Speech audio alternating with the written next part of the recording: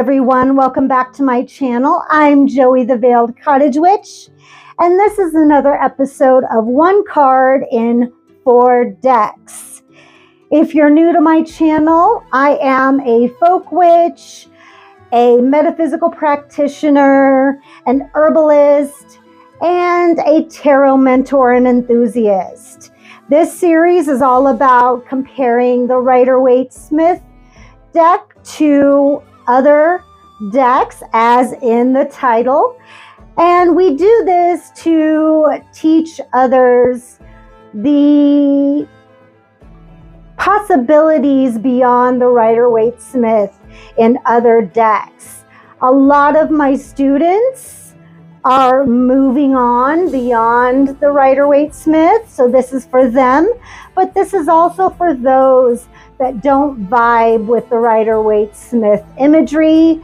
So this is a way to kind of get you to interpret other decks and maybe see why we learn the Rider-Waite Smith, so we can kind of see that thread that ties that Rider-Waite Smith imagery to almost every deck. Sometimes it's an easy line to see. Sometimes that line is very blurred. So this is a chance to kind of look at that and see if we can find that thread. So without further ado, we're going to look at the crystal for the Three of Swords. This is amethyst. Everybody knows this crystal. This crystal I have come to know personally. Not everybody knows, I have a seizure disorder. And this crystal helps when I have seizure migraines. So it's very, very good for the mind. It eases stress, it eases anxiety, and is very soothing. So if you have always followed the traditional Three of Swords interpretation, you might already be confused. So good, because I'm going to help you with that today. So keep that in mind as we go along this video.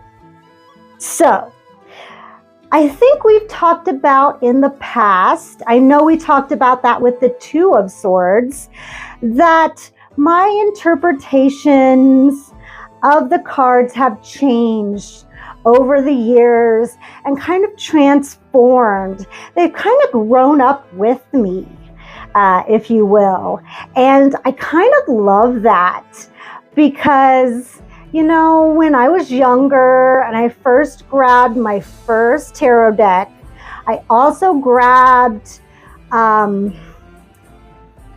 do not remember the author, but I grabbed the tarot book that was available, that was right next to the little yellow classic Rider-Waite Smith deck, and I memorized all those traditional meanings. I will admit it right now. I did that. And in doing that, I was very robotic in my interpretations. This meant this, and that's it. That's what robotic means to me in my interpretations. And I didn't go outside that box. I didn't color outside those lines for several years. Then in my later adulthood, when I started to professionally read, I learned that those traditional meanings can be thrown out the window because they change with every person, they change with every deck, and they change with every situation.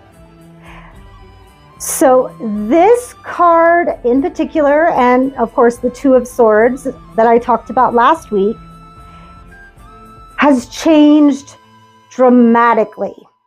So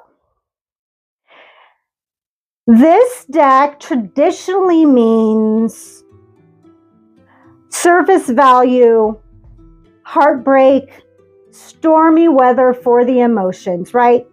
I mean, that's what you see and that's what you get when you read this at face value, right? That's what it says in every tarot book. You know, that's what we see.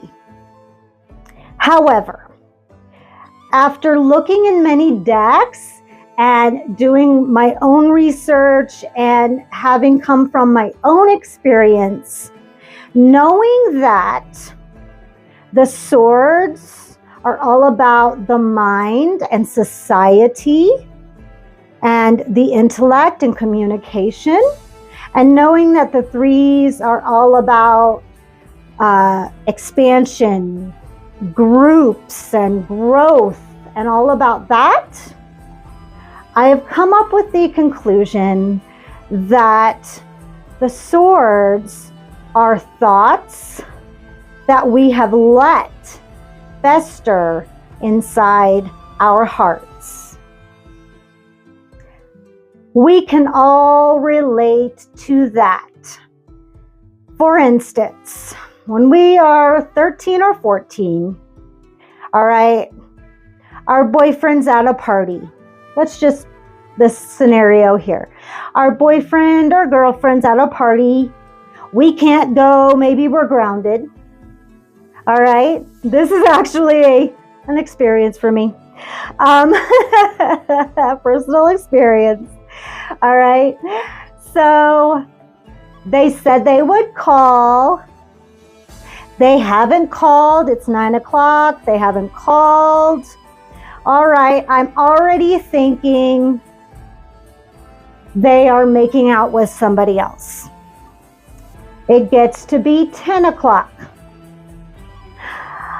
I'm thinking they're already going to break up with me.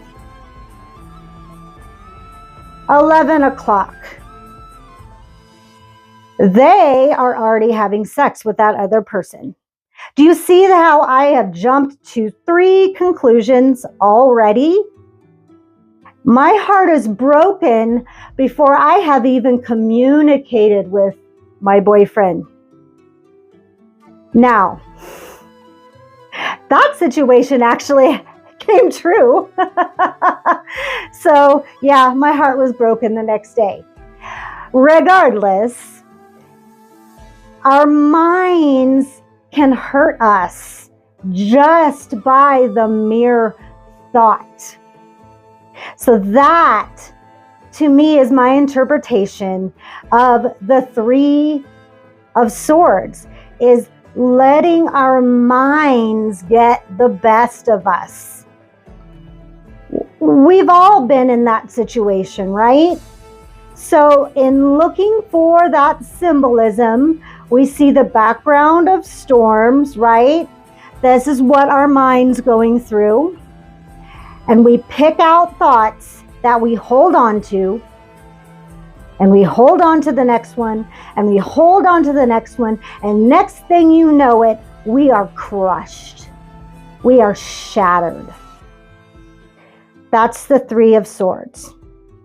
Now we understand the amethyst, right? This is great to hold on to when we need to calm those thoughts down, to soothe out that weather, that stormy weather.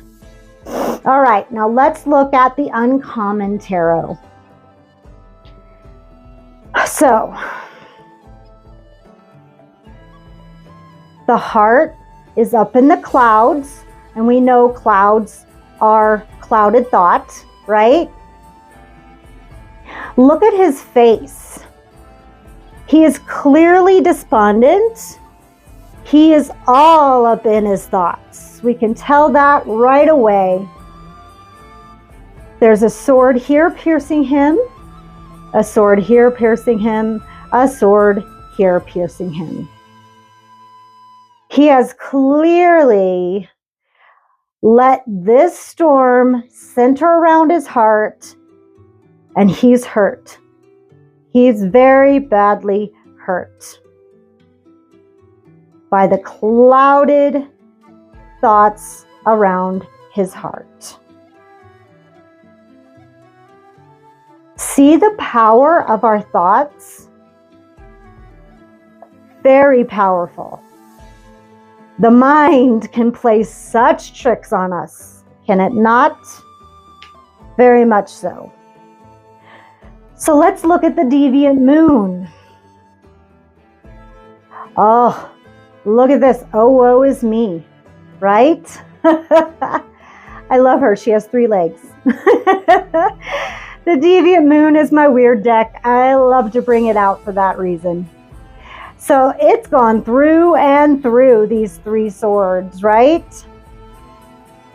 We see the shadow back here, which I love. The tears have fallen. The oh woe is me is directed right at the head. So we know this is all about the thoughts. She is waiting by that phone, waiting for that call. It's not coming.